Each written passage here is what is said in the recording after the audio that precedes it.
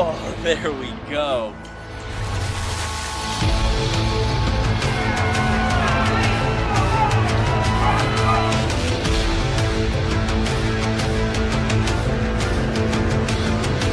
Oh my gosh.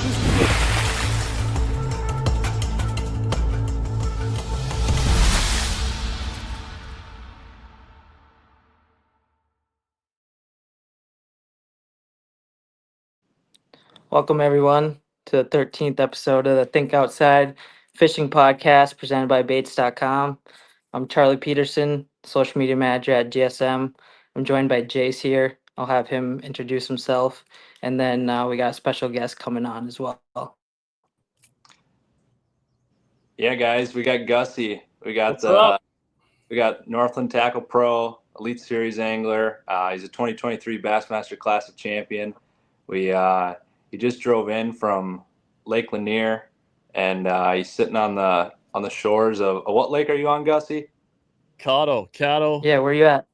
Texas-Louisiana border. Yeah, so Jordan Osborne, a buddy of mine, hold the computer straight. As a place. So we start practice at Lake Fork on Monday, so I'm going to hang out here for the next few days and get a little warm up in on the largemouth fishing. I've been just kind of on the spotted bass train for the last couple weeks, so probably have to put the spinning rods away for the most part, and try and catch some big largemouths here over the next couple weeks. That sounds fun. I know you get a kick out of spotted bass though. I really do. I love. I just fished at Lake Lanier for a few days after Hartwell, and I think it's like the smallmouth guys when they get to go up north. It's different. They're unique. We don't get to catch them up north. So yesterday my wife flew. She's been traveling with me the last few weeks. She flew home from Atlanta, and I got back up to the lake at like 3:00, and I went back out until dark last night just because it was going to be my last day to catch spots probably for the year. So we are going to Lake 10 Killer in Oklahoma in June, and there are spotted bass there, but not like and a few good ones, but I don't know if you'll be able to like target big ones like you can at Lanier. So it was pretty cool. There were some still spawning, and you can't see them, but if you go over a point or a hump, any little bump, a stump or a rock or anything, and you wouldn't see a lot of the fish, but I just cast the Nedster at them, and you just see these blobs sort of wail up off the stump or whatever, and you'd be hooked up there, just about all one caster. So it's pretty cool. And then lots of floaters, caught a bunch on the Smeltinator too. Lots on brush piles. It's just it's good fishing there right now because you could kind of do whatever you wanted. There was guys catching them on top water pretty good as well. So just pretty wide open.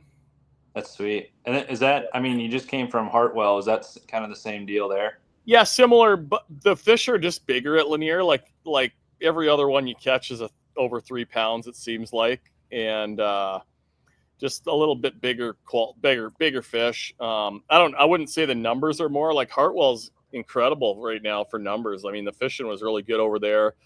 I did not have a great tournament there, especially for a place up my alley. I caught a lot of fish. Like I said, the fishing was really good.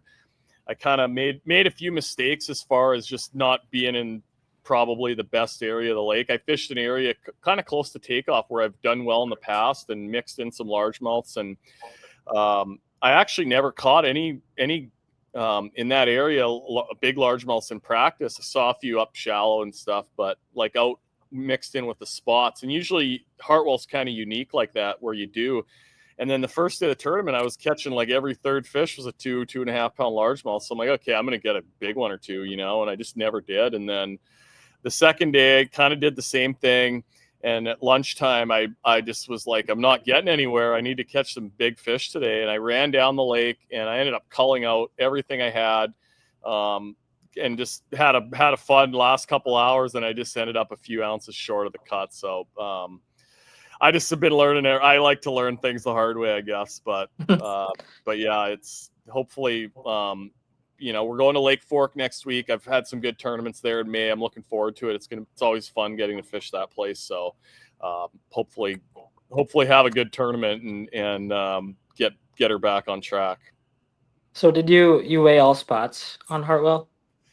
I had a couple. I think I actually had 3 largemouths in my bag the first day, and they were every fish was like exactly the same size. And then the second day they were all the same size. They were all just kind of right at 3 pounds, and they were all spots on the second day. It just seemed like, and I don't know why I didn't. It's so hard in those 3-day practices, and we're kind of looking for bites. And most places you go, if you're getting around fish and catching fish, you're gonna if you get a lot of bites, you're probably going to end up with what you want to end up with, or at least have that shot. And but it was definitely, and then, watching some of the live stuff over the weekend, like just, I was doing the right things, but I was not in the right part of the lake. It just seemed like if you went a little bit farther south, that's where a lot of those guys were fishing and making it look really, really pretty easy. Yeah. So you've been on the road. Well, you fished Hartwell. You fished before that. When's the last time you've been home? So I left home at the end of January. On the way down, I actually met you guys at Lanier. We fished there for a couple days, and then I went home for like 9 days after the Classic at the end of March, early April. And then we've got now the next 2 weeks coming up here at Lake Fork, and then the Sabine River, and then I'm going to get to bring the Lund home and go home for about a month or 3 weeks, and then come back down to Oklahoma for 10 killer, and then back north. And we have a bunch of good tournaments up there over the summer.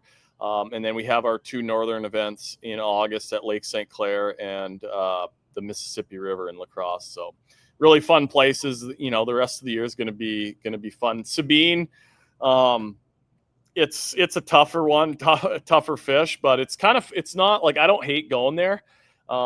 If you went there when there wasn't a big tournament going on, it's actually pretty fun. Like the fishing's not bad. The problem is it doesn't fish that big, and we can only fish the Texas side, so the west side of the river, and everybody's been there now, so like there's not really any secrets because you can only run so far. There's not really like places to get gas. Most directions that if you really wanted to try and outrun everybody, but like, yeah, just got to go and put your head down and fish. And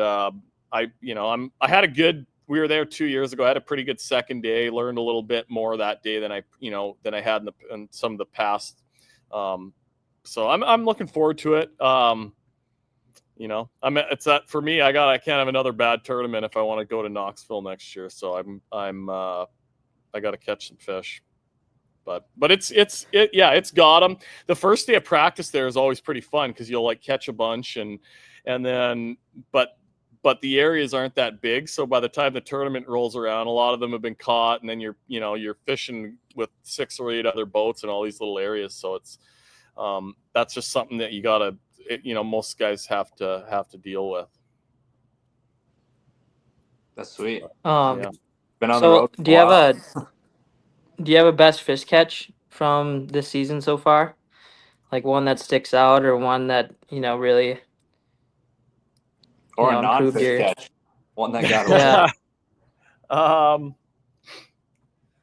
I mean, in competition, not really. I've actually caught my limit every day. I've been catching fish, but I haven't been catching enough big ones. And I've lost a few, but none that I recall that were like, like a 7-pounder or anything. I guess down in. I guess that's a good thing then, I guess. Yeah, I think I've been like, I feel like the last couple of weeks I've been fishing good, and I'm excited to go. I've been fishing a bunch, so that's how you you get better and get out of your ruts. I don't know. I pre-fishing for the Classic, I caught an 8-pounder one day. I had a really great before the Classic. I actually spent a few days at Lake Fork, and the first couple days we caught a few big ones, and then the third day, I had a friend from home, Brian, with me, and we had like the dream day out there. I got a 9.5-pounder, several 7s, and that's what's special about that place. Like if you go there and catch a bunch of fish, you're going to get some big ones. So it's you never know what you're going to set the hook into there. But that 9.5 pounder, that's my biggest bass of 2025 so far. And unless I break, hopefully I'll get lucky and break it next week, hopefully in the tournament. But otherwise, after that, I probably won't be beating that this year. I was gonna say maybe you're just waiting for a fork to get one over 10 or something. Yeah, that would be awesome. Yeah. I'd love to see that. Get one to bring back to stage. Yeah. That's the goal. Yeah. Gussy, let's dive into kind of how your career started. Obviously, you fished at a young age. I know you tournament fished when you were really young. You did some guiding. Let's dive into that and tell the listeners how your career started. Yeah, so I'm 42 now, but my whole life I've been fishing, and I got lucky. Like my dad and my grandpa took me at a young age, and they fished for walleyes and trout. When they went fishing, it was to bring dinner home, and we have this big tournament on Lake of the Woods, the Kenora Bass International, and it actually started in 1988. And the first few years, like it ended up turning into like a big community event and party and festival. Like, half the town would go to the weigh-in on the last day, and they actually had a kids tournament off the dock and they still do that today. A couple hundred kids every year get to go and fish. They all get a prize, and that's how I kind of caught the bug for it. But when I was 10 years old, for Christmas, my parents got me an entry fee for my dad and I to fish the tournament together, the big tournament. And our goal that first year was just to catch a bass so we could bring it across the stage and get to weigh in. And I think we got I feel like we got our limit every day in those early years, but it took a few years to get competitive, but I got hooked and just obsessed with it really at a young age. And then when I was 17, I fished with a friend of mine. My dad started fishing with my younger brother, and we actually won the tournament. And that opened a lot of doors. And at that time, I mean, it was a big event. We had like, the Linders, quite a few Minnesota pros and guys that fished a lot of the Canadian, TV personalities, Bob Azumi, would come and fish the tournament. It was like 200 boats, 200 teams.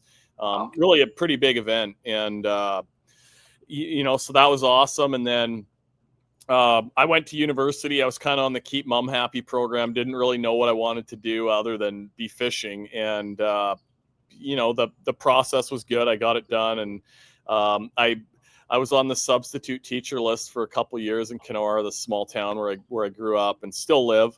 But that's really the only sort of real job that I've ever had. I through high school and college, guided, worked. We have a lot of fishing resorts on Lake of the Woods and fly-in lakes, and I'd guide all over the place for all these different camps. And it was good, kind of so that, because I wanted to fish all the tournaments over the summer, and so I'd work at all these different places. They'd just tell me they're busy for a week here and a week there, and I'd sort of float around, because if I just worked at one place, then they'd be wanting to tell me when I had to work, and I might have to miss a tournament or something. So, but did that, and then after I got done university, I mean, I wanted to fish, so I was just trying to figure out different ways that I could, keep some cash flow going outside of the summer, when, the summer I'd be really busy between the guiding and the tournaments and stuff. So I started guiding on the ice, which would be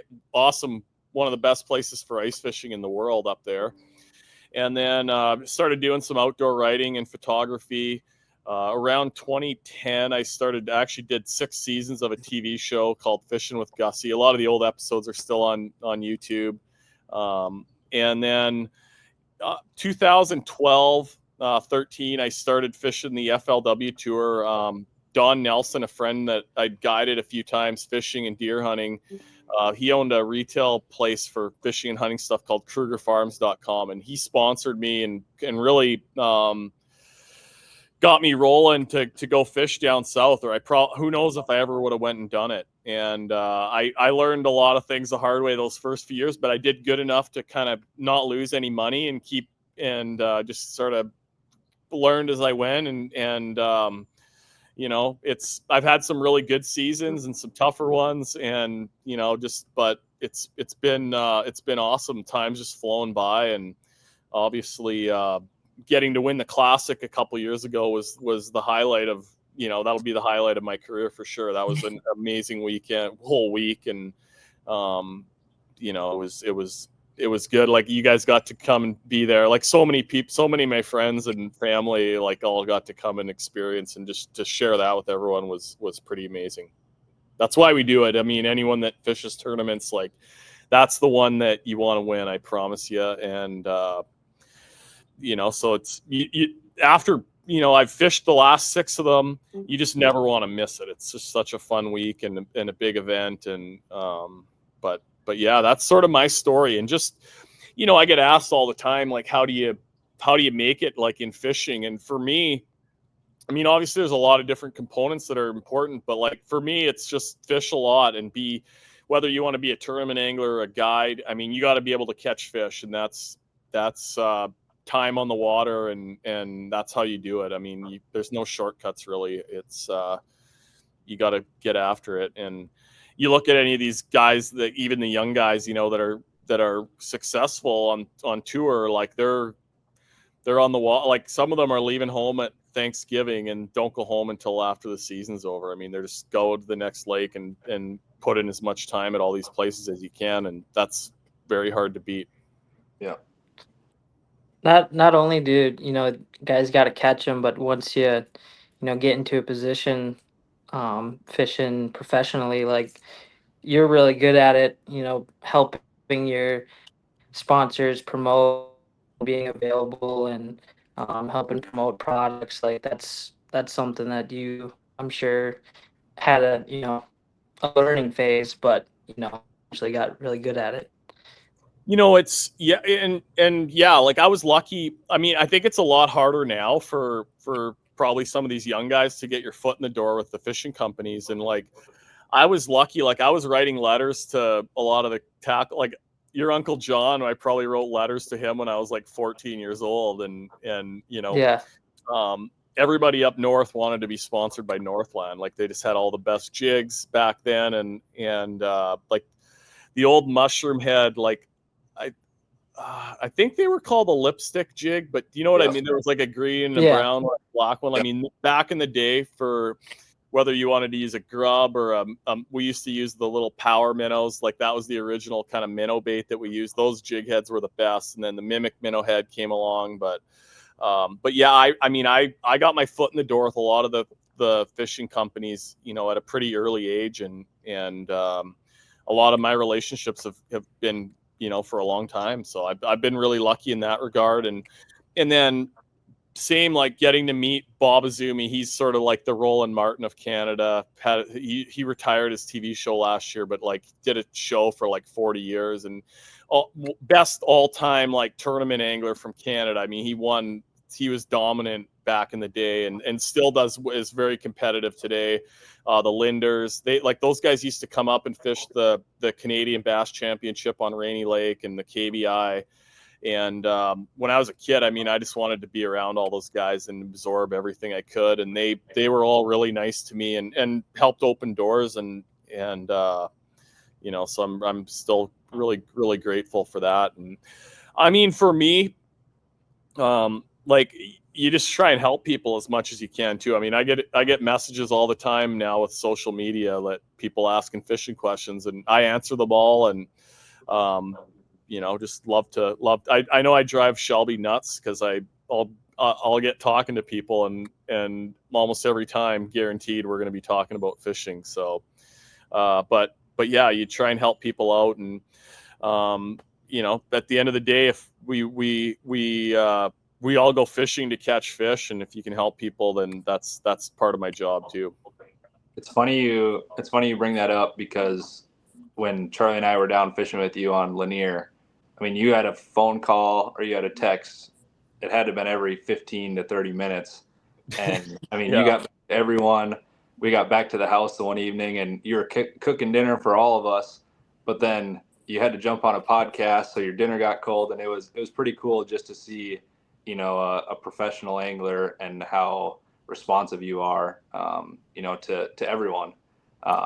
But one other thing I wanted to bring up is, how you said you wrote letters when you were young. How did you get your foot in the door with Northland? I know I've heard stories of fishing wise, hunting wise, but I'd like to get the story from you instead of someone else. Yeah. So obviously, like, John was he everyone knew who John was just because he fished tournaments and he owned the company, and he we had a lot of mutual friends that before I met him, and I think I probably got to meet him through Chip Lear, I think, first, and I'd met Chip through just same. He was coming up to the Fort Francis Bass Tournament, I think, was probably the first time I met him, and I actually probably before that, like, John was coming up and deer hunting around Lake of the Woods and really, really close to where I live. And our family had a cabin on the west arm of the lake, and he was actually hunting like within a few miles of where our cabin was sort of, and one of his friends from Bemidji, Mike Christopher, I met Mike because he'd spent a ton of time up there, and I just met him at the boat ramps, and I probably met John the first time through Mike, but through Chip as well. And then that would have been around 2003, 2004, probably somewhere in there. And then, yeah, like, we just kind of hit it off and started fishing together a little bit. I know probably the first time we fished together was probably ice fishing up there. And it was great because, like, you could go up in late March and just catch walleyes and trout and crappie and big pike. I mean, fishing was so good, and I had a group of friends, like, we'd be out after it all, like, every day. And then, yeah, our deer hunting was really good, and so him and Mike taught me a lot about the deer stuff, and to the point where I started guiding, and that was for 8 or 10 years. That was my big money maker for the year, was the whitetail guiding, and it was so fun that it was really, really good. And then we had a number of bad winters. The wolves kind of got bad, and it's still pretty cool because there's so much remote country to hunt, and but it's nothing like, I think it'll come around again because the genetics are there, and but yeah, we live about as far north as the deer go, so we get these bad winters with a lot of snow, and it's really hard on them. But yeah, so we hit it off pretty good, and he was very good to me. 2007, we fished the Fort Francis Canadian Bass Championship. That's one of our big tournaments, a 3-day event on Rainy Lake that it started in the mid 90s, and we started fishing it together. I think 2007 was the first year, and we've fished it together every year since then. He had to miss the 1 year when the border was closed because of COVID in 2020. But otherwise, we fished it together every year, and it's just a week that I think we both look forward to. And we've had a good run there. We've won the tournament a few times, and yeah, we have a lot of fun in the boat. And I mean, you guys get to fish with him, and he's a legend. I mean, he's as competitive. Like, I probably fish 8 or 9 tournaments at home every summer and fall, and I fish with a different buddy in all of them. And I'm at the age where, like, you don't get to see a lot of your friends. A lot of people have kids and jobs, and they're busy, and that's your sort of weekend or week that you get to spend with your buddy to get to do these tournaments. And but, like, he's way more competitive than anybody that I fish with, and I love it. It's we have a good time. For being in his 70s now. Yeah, I'm sure he's thinking about it right now. Say that again. I was gonna say, for him being in his 70s, it's pretty crazy how competitive he still is. I was at his house the other day, and he's getting his boat ready and tying on minnows, ready to go for Rainy Lake, and thinks about it full time. But he's always checking in with Gussy too, and what he's on, and wants to know. I talked to him the other day, and he was getting his new boat all rigged up, and we talk quite often, and it's all we've always got ideas for how we're gonna catch him maybe, and I'm sure we've been getting quite a bit of rain up there the last little bit, so, like, he'll be getting excited. We like it when the water's high, and then you can fish shallower. It's more fishing, and other years if it's it's going to be a little bit of a later ice out, so it'll probably be really good shallow fishing this year. Last year we kind of had an early ice out. The water was kind of on the lower side, and a lot of the fish were offshore chasing bait, and but yeah, we however we got to fish, we kind of keep it all honest. But but yeah, we've had so many good memories over the years, and just a lot of fun. The one thing it looks like you might have dropped Charlie for a second, but the one thing I wanted to jump into is you're just giving up all this information, and that's how you always are. It seems like, whether that be on the dock or at the boat ramp, whatever it may be. And one of the things that you're really known for is being the nice guy on tour. Mm-hmm. Has that ever hurt you in any way? Oh, I think so. Yeah. And I mean, on tour, I mean, a little bit for sure. I kind of have the attitude of like, what goes around comes around. So there's certainly been times where I've helped people and they've returned the favor, and sometimes not. You just, again, I'm good at learning things the hard way. But, as far as like fishing the tournaments around home, I mean, I do understand that I get to fish a lot more than most of my friends and the people that I'm competing against. And I do it for a living. So I want to, just being at Lake Lanier the other day, I was fishing with a kid that that I'm friends with his dad. And, there was a little tournament blasting off on Tuesday night. And I was like, oh man, I wish we should have got in that. And he goes, oh, they wouldn't have let you fish.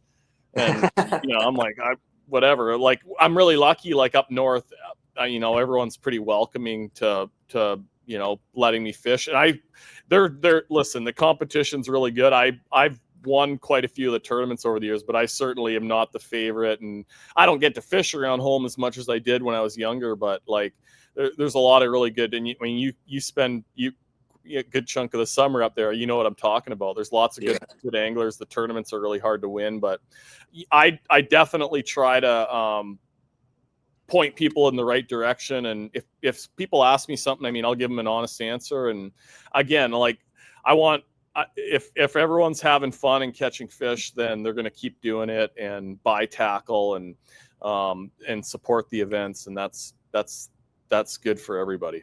That's right. Charlie lost connection, but he's jumping in with me. Yeah, I was actually like, conversation was kind of going in and out, so I was trying to stay in the conversation, was kind of guessing what you guys are talking about, but we're all good. We talked about deer hunting and fishing. Yeah. Let's get on some tackle talk. So obviously one of your number one baits is a Smeltinator. And it seems like no matter where you go, you got it tied on.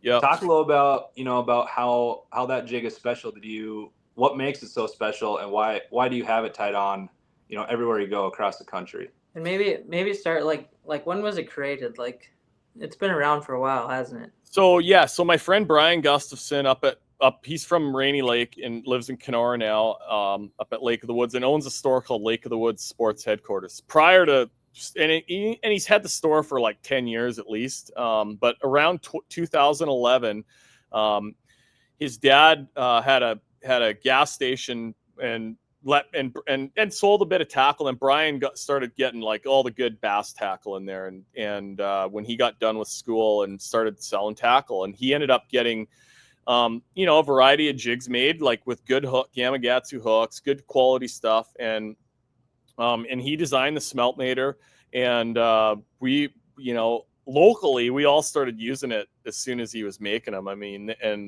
and that's just been the jig that myself and a lot of other, Jamie Bruce is one of the guys too, that has had some input on the design and stuff over the years as well. But like, just about everywhere you go, bass and walleyes for that matter, and lake trout and all these, every sport fish, just about everything eats bait and eats minnows, at least at certain times of the year. And with bass, and especially now with like the forward sonar and everything, I mean, there's always bass chasing bait around. And so the Smeltinator just it was the original kind of, took the mimic minnow head maybe a step further with the, just some natural colors and just the, the best hook you could get, a really well-designed bait collar.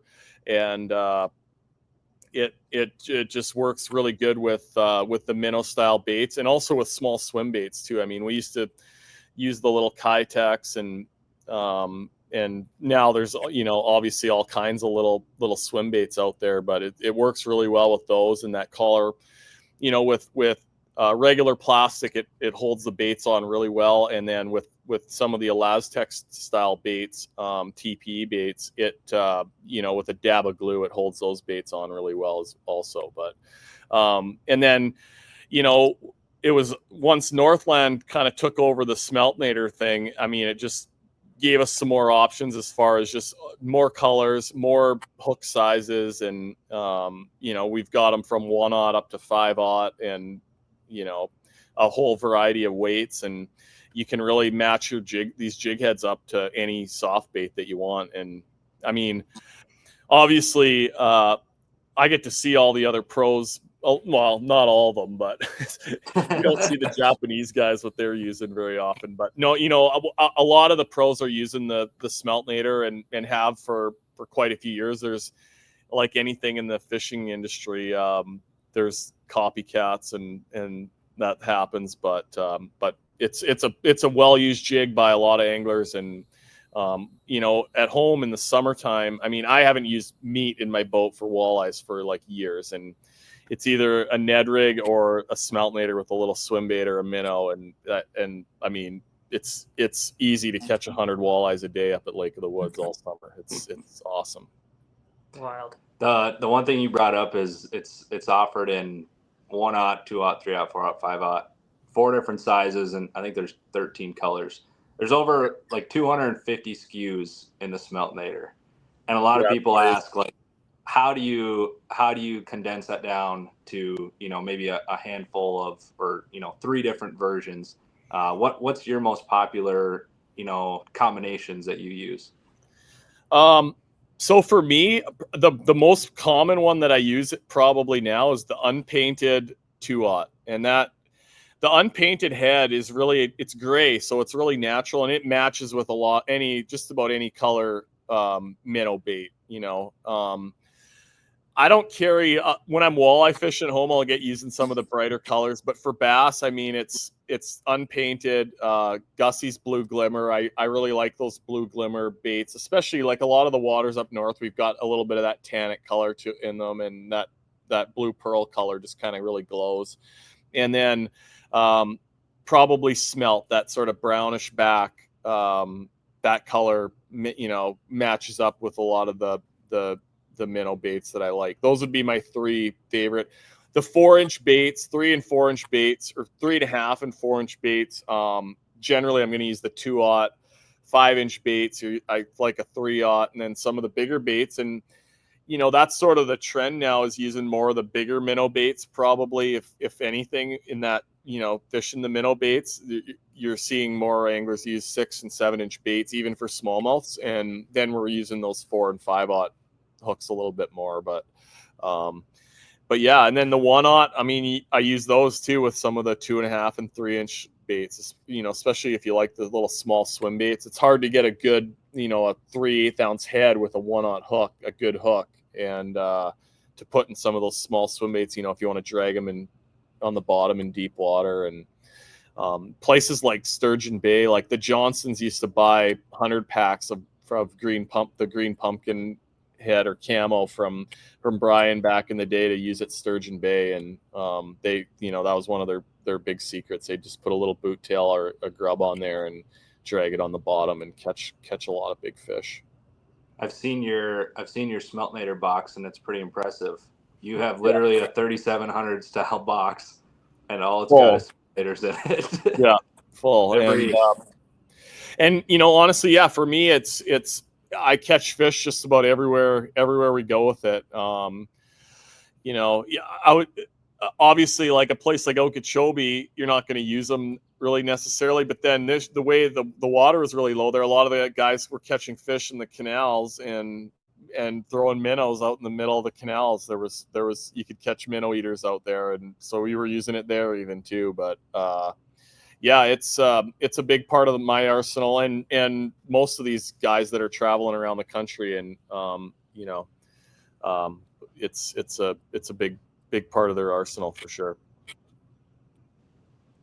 Yeah, I definitely think that's one of the coolest things about the Smeltinator is just that there's a, Smeltinator for any type of minnow situation that, like whether you're fishing paddle tail or a fluke shell minnow or, deep, shallow. Any size. Yeah. And I think I feel like too, like it's just that hook, that 604 Gamakatsu. I mean, it's just a strong hook. You can catch a lot of fish on one, and it's not going to bend and break and open up.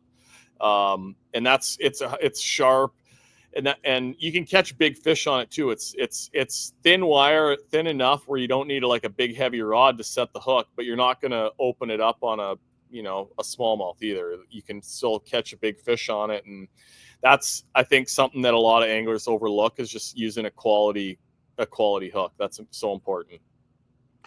I know that Smeltinator is also offering an underspin version. When or where do you use the blade? Yeah, so I probably need to mix it in a little bit more than I do, but because it catches them too. I feel like in my head when you got bass are on sort of balls of bait where the bait's smaller, that 1.5 to 2.5 inch smaller bait, that seems to be where it really shines. A little bit dirtier water. It's just got a little bit more flash, a little bit of vibration, just something to I should always have it on the deck just to see, because I've definitely seen days where it works better than the plain minnow. Ultra clear water, pressured fish, sometimes the plain one's going to be better too, but it's good to play around with it and try it. Walleyes absolutely love it too. I like to use a 3/8, and you can kind of snap jig it on the bottom, and that little bit of flutter just drives them nuts. It's a fish catcher. I know the first time I saw it, the first thing I thought was, man, that's a small blade. But then talking to Brian Gustafson more about it, and then the reason him and Jamie wanted that small blade is to keep it down in the water column, especially around Lake Woods, Rainy Lake, where you don't want that big willow leaf blade. Yeah, if you have too big of a blade on there, exactly like you say, it's going to want to rise as you start reeling it. So that small blade, you can still fish it down in 20 or 30 feet of water. Really good for spotted bass too, for anybody out there that fishes on the spotted bass lakes. I mean, they're suckers for those blades as well. But yeah, it's got a really quality high-end swivel on it. So I mean, that thing, as soon as it touches the water, I mean, it's spinning and turning and doing what it's supposed to do.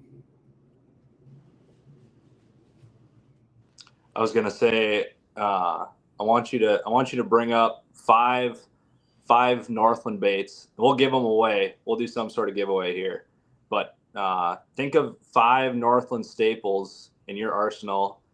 They can be bass baits, or they could be multi-species baits, and then touch on a little bit on both of those. Because when you're back home, you're not just fishing for largemouth or smallmouth. You're fishing walleyes. You're fishing a lot of crappie.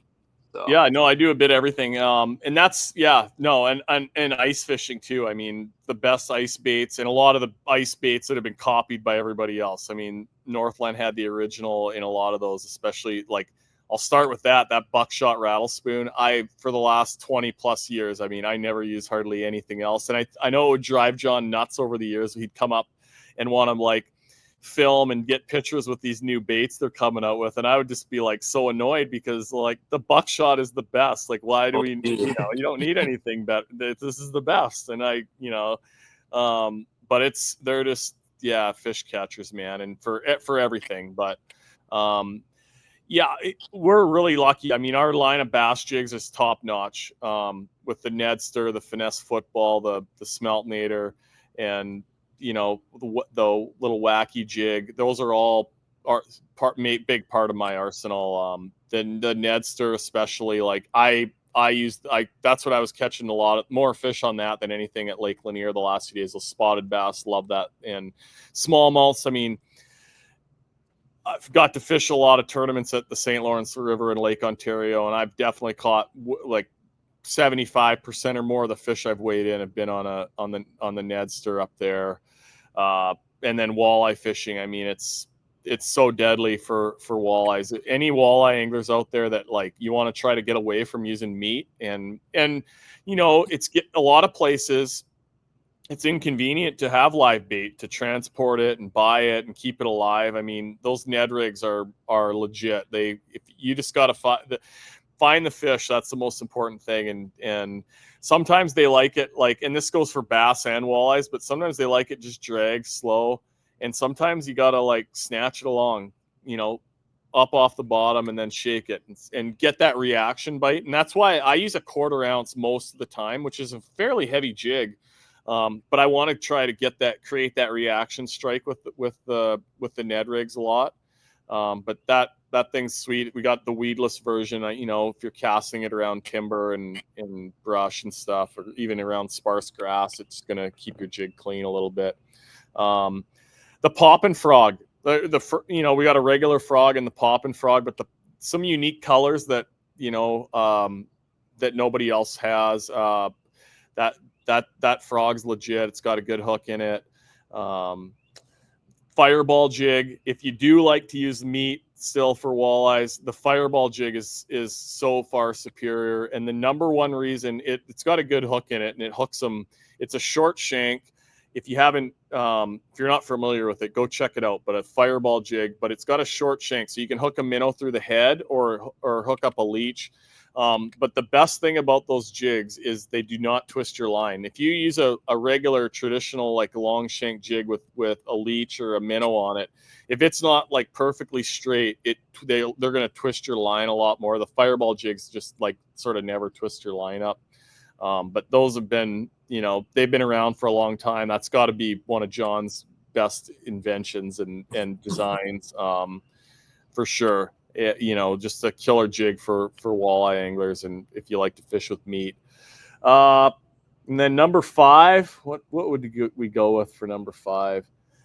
I don't know. I number 9 or 10, but yeah, I mean, there's a lot of them. Probably, and I don't use it as much anymore, but it's still good as the old jungle jig. And when I was a kid, I mean, that was the number one jig we wanted. I'd save my money up to buy a few of them and would only use them in tournaments. I mean, because they were the best one, and just a unique head design. It's really weedless, and back in the day we had the unique limber leg skirts on them. But yeah, some of the spinner baits that we used to have were really, really cool too, and just fish catchers. But that was a lot of the stuff. Everyone that worked at Northland fished, and so just most of those baits were just designed by people that fished, and exactly. they all had a purpose, and like I said, growing up, I mean, Northland was the number one company that we all wanted to have as a sponsor. We'll set aside a couple of those baits, and we'll give them away on the Instagram page, probably baits.com or Northland. So this is another funny one for the walleye anglers out there. So my dad, my entire life, even when I was a kid, I don't know when John came up with the Whistler jig, but I've told you guys this before, but my dad has used a Whistler jig my entire life since I was a little kid, ice fishing for walleyes, and still to this day. That's all he used, a 1/4 ounce Whistler jig, and he usually just puts a minnow on it, and I've taken so many beatings. Most days I'm gonna beat him or catch as many, and lots of times, I had a flasher before he did, and he wouldn't even use a flasher. He would just go let it to the bottom, lift it up a foot, and just jig that Whistler jig, and he had the cadence for it, and yeah, I've seen thousands of walleyes get caught on Whistler jigs, and they're good in open water as well. But that's for if somebody out there wants some to try a sort of a unique bait for walleyes under the ice, that Whistler jig catches them. Why fix something that's not broken, right, Gussy? Yeah, exactly. Sometimes we make it harder than it needs to be. Exactly. Now, Grandpa's told us a good story about when the Whistler jig was being developed, and when it was getting they tested it out in the in the school pool back when he was a teacher, right when things were getting started. So Oh yeah, that's cool. crazy that that jig is still around, and your dad's just creaming fish on it still to this day. Yeah, no, like John would come up there too, and he'd come fishing with us sometimes. And I think one time he gave him like a huge bag full of like every color, and he's got a big stash of them that Never go through them. No, he'll never go through them all. No. That's right. Well, Gusty, we got one more question for you, because we just recently saw that you were at an event. How many Pearl Jam concerts have you been to? That was so they were in Atlanta on Tuesday night, and that was my fourth one. So I got to go. I went in November last year too, but yeah, they're my favorite band. I liked them, and I saw them live about 10 years ago in Minneapolis, and after that, they just put on such a good show. They're amazing live. And Tuesday, we went, and they actually, like, it was a good show, but they played a lot of, like, they have so many songs. So like everyone wants to hear all the hits. They didn't play a lot of the ones that we really wanted to hear. So we were a little bit disappointed. And then they're playing in Atlanta again tonight. So like, they put their set list out on their Instagram page every night after the shows, and like they're gonna play all the songs we wanted probably tonight. But I almost tried to get tickets to go again tonight, but I didn't. I drove to Texas, and I got to get ready to catch some fish next week. But yeah, all they're I don't know how much longer they'll tour for. They're not super old, but they're in their 50s, and but yeah, they're my favorite band. Awesome. I remember one of the first times I met you, or even just saw you on the water. It was on Rainy Lake, and we were coming around a point, and I could hear, I don't know if it was Pearl Jam, but you were jamming out to some music. You would always listen to your radio real loud.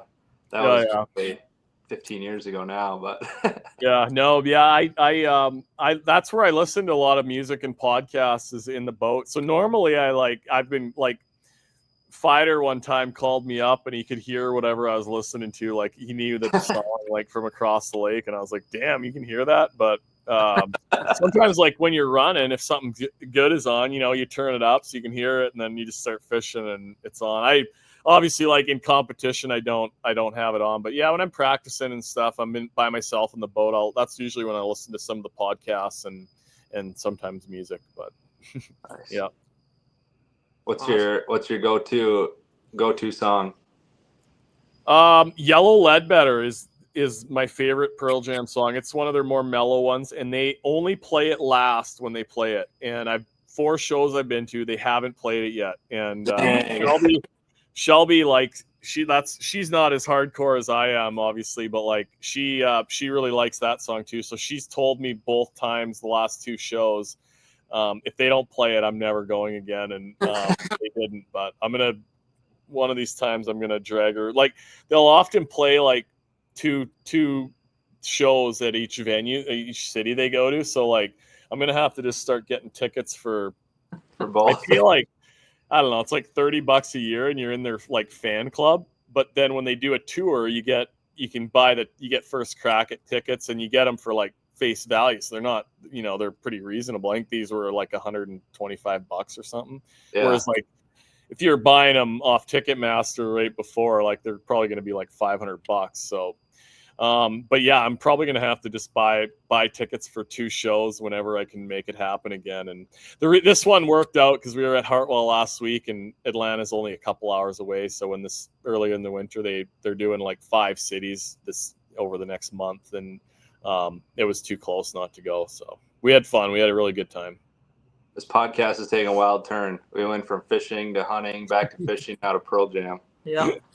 It's getting dark on Gussy though, so yeah, sun's setting, but thanks for having me, boys.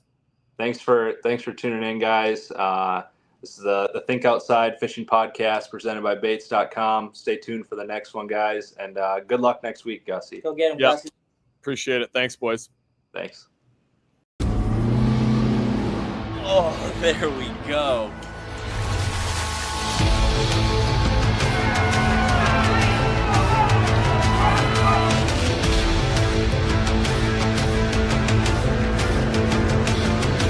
Oh my gosh, this is